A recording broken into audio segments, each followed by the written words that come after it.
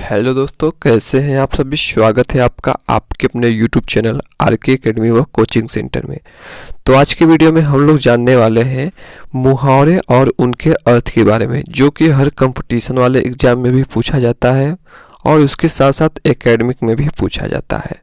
तो कंपटीशन के उद्देश्य से हम लोग लेकर चलेंगे तो हर कंपटीशन में एक आध प्रश्न आ ही जाता है जिसमें हिंदी पूछा जाता है। तो हम आपके लिए लाए हैं थोड़ा सा मुहावरे और उनके अर्थ के बारे में, ठीक है। तो चलिए वीडियो को स्टार्ट करते हैं और समझने का प्रयास करते हैं। तो हमारा हो जाएगा पहला, अपना उल्लू सीधा करना। इसका अर्थ क्या होता है? अपना उल्लू सीधा करने का मतलब होता है जो लोग अपनी बातों को अपना काम निकालते हैं उनको कहते हैं अपना उल्लू सीधा करना, यानी अपना काम निकालना हो जाएगा अपना उल्लू सीधा करना। दूसरा हमारा है अक्ल पर पत्थर पड़ना। अक्ल पर पत्थर पड़ने का मतलब होता है मूर्खतापूर्ण कार्य करना, यानी जो लोग हम लोग प्रयोग में ऐसे कहते हैं कि हमारे अक्ल पर पत्थर पड़ गया था जो मैं उसके बहकावे में आ गया था। इस प्रकार से हम इसका वाक्य प्रयोग कर देंगे। तीसरा हम लोग देखते हैं अंधे की लाठी।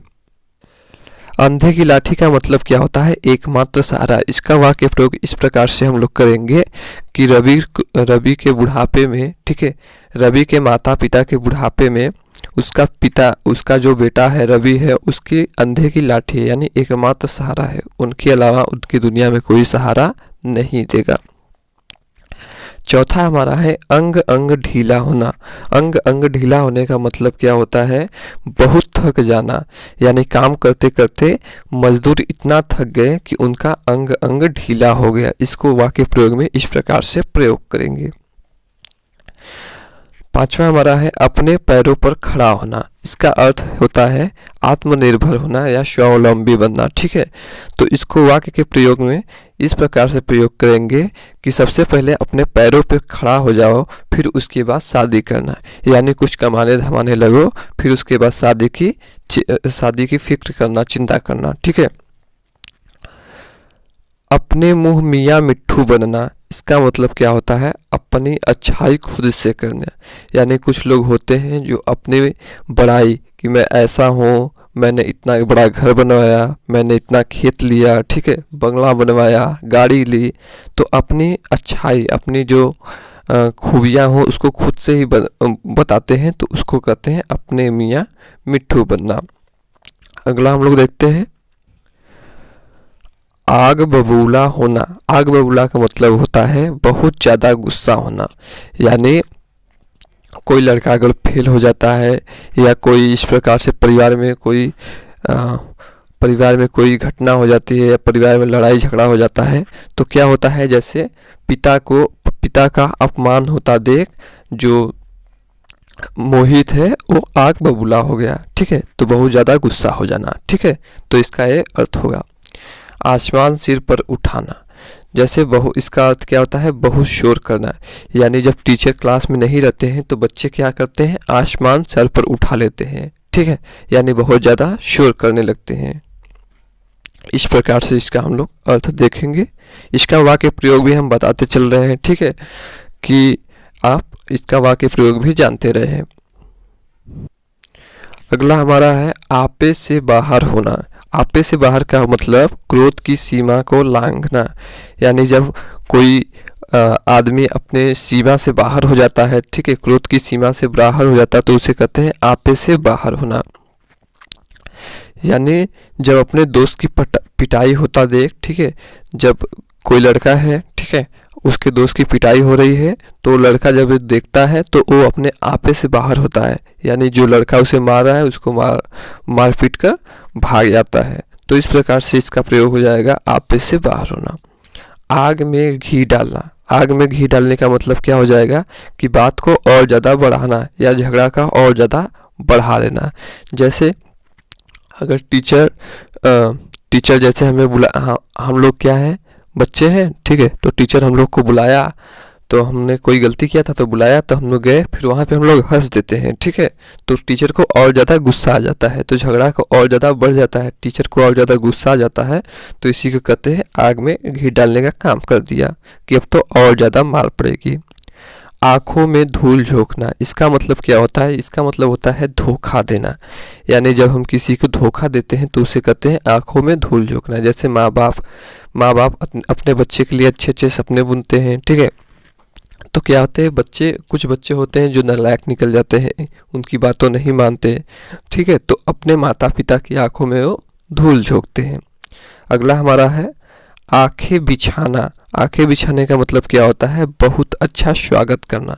यानी जब बारात आती है तो लड़की के जो पिता होते हैं या उसके घर के होते हैं वो क्या करते हैं? आंखें बिछा देते हैं, यानी बहुत अच्छा स्वागत करते हैं, उनकी खातिरदारी करते हैं, तो उसे कहते हैं आंखें बिछाना।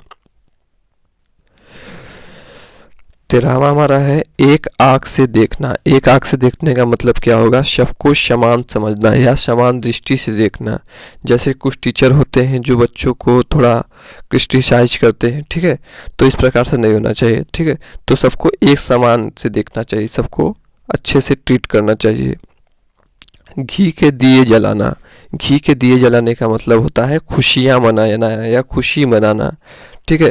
जैसे भगवान रामचंद्र जी जब आए थे अयोध्या, ठीक है, लंका दहन करके, ठीक है, तो अयोध्या वासियों ने घी के दिए जलाए थे। यानी घी के दिए जलाने का मतलब कि खुशी मनाना, ठीक है, बहुत ज़्यादा हर्षित हो गए थे, खुश हो गए थे। आगे हम लोग देखते हैं गाल बजाना। गाल बजाने का अर्थ क्या होता है? शेखी मारना। यानी कुछ लोग होते हैं कोई काम धंधा नहीं करते हैं, बस खाली क्या करते हैं, दिन भर बैठे रहते हैं, हाँ, खाली पड़े रहते हैं, तो उनको कहते हैं गाल बजाना, यानी शेखी मारते रहते हैं, कोई काम धंधा नहीं करते रहते। आगे हम लोग देखते हैं कान भरना। कान भरने का मतलब क्या होता है? किसी की शिकायत करना। यानी जब कोई लड़का रहता है वो टीचर से किसी दूसरे लड़के की कंप्लेन करता है तो उसको हम लोग कहते हैं कान भरना। यानी उसकी शिकायत कर दिया तो टीचर को पता चल गया कि गलती इसने किया है, तो उसको थोड़ा सा मारते पीटते हैं, तो इस प्रकार के प्रयोग हो जाएगा कान भरना का। घाव पर नमक छिड़कना। घाव पर नमक छिड़कना का अर्थ क्या हो जाएगा? दुखी को और दुख देना। यानी कोई लड़का है, ठीक है, कोई लड़का है, कोई आदमी है, ठीक है, कोई भी है, ठीक है, तो उसको कोई दुख है, जैसे उसकी गाय मर गई, भैंस मर गई, या कोई परिवार में कुछ हो गया, ठीक है, तो इस प्रकार से है, फिर उसको और ज़्यादा आप उसी समय पहुंच जाओ, ठीक है, और उससे मान लीजिए आपने उसको पैसा दिया है उधार, फिर उससे पैसे मांगने लगो, ठीक है, तो कैसा लगेगा कि घाव पर नमक छिड़क रहे जैसा, कि एक तो पहले से ही मुझे मेरा सब कुछ उजड़ा हुआ है, फिर आप पैसे मांग रहे हैं, ठीक है, तो इसको कहते हैं घाव पर नमक छिड़कना। अगला है 19-20 होना। 19-20 का अर्थ क्या हो जाएगा? थोड़ा बहुत अंतर होना। यानी कोई जैसे लड़का लड़की देखने जाते हैं शादी के लिए, ठीक है, तो थोड़ा बहुत ऊपर नीचे होता है, ठीक है, तो उसको कहते हैं 19-20 का अंतर है, यानी थोड़ा बहुत अंतर है और सब सही है। आगे हम लोग देखते हैं टांग अड़ाना। टांग अड़ाने का मतलब क्या होता है? व्यर्थ में दखल देना। जैसे शादी विवाह फंक्शन होता है, ठीक है, तो बारात में सब लोग नाचते हैं, ठीक है, नाचते नाचते कोई इसी में से कोई किसी बात पर झगड़ा होता है, ठीक है, तो व्यर्थ में सभी लोग कूद जाते हैं, ठीक है, कहते हैं हम तुमसे मतलब, ठीक है, तुम क्या कर लोगे, ठीक है, इस प्रकार से जब बातें होती हैं तो उसको कहते हैं टांग अड़ाते हैं बीच में, ठीक है, तो उसी को व्यर्थ में दखल देना कहते हैं। अगला हमारा है कमर कसना। कमर कसने का मतलब है तैयारी करना। जैसे परीक्षा का जब समय नज़दीक आता है तो बच्चे क्या करते हैं? कमर कस लेते हैं, यानी बहुत ज़्यादा तैयारी में लिप्त हो जाते हैं और तैयारी करते रहते हैं। तो इसी प्रकार से हमारा मुहावरा कंप्लीट हुआ। फिर हमारा कल आएगा, ठीक है, 15 मुहावरे और लेकर आ रहे हैं, ठीक है, हम 15 मुहावरे और लेके आ रहे हैं। हम अपने चैनल पे हर तरह के, जैसे मैथ की वीडियो, ठीक है, मैथ के वीडियो, ठीक है, और हिंदी से रिलेटेड जो वीडियो है उसको पढ़ाते रहते हैं, ठीक है, कंपटीशन के लेवल से हम लोग पढ़ाते रहते हैं। तो अगर आप भी हमारे चैनल से जुड़ना चाहते हैं तो हमारे चैनल को सपोर्ट करते रहिए इसी प्रकार से, जिससे हमारा मनोबल बढ़ता रहे और हम इसी प्रकार से तैयारी को कराते रहें, ठीक है। मिलते हैं नेक्स्ट वीडियो में, तब तक के लिए धन्यवाद।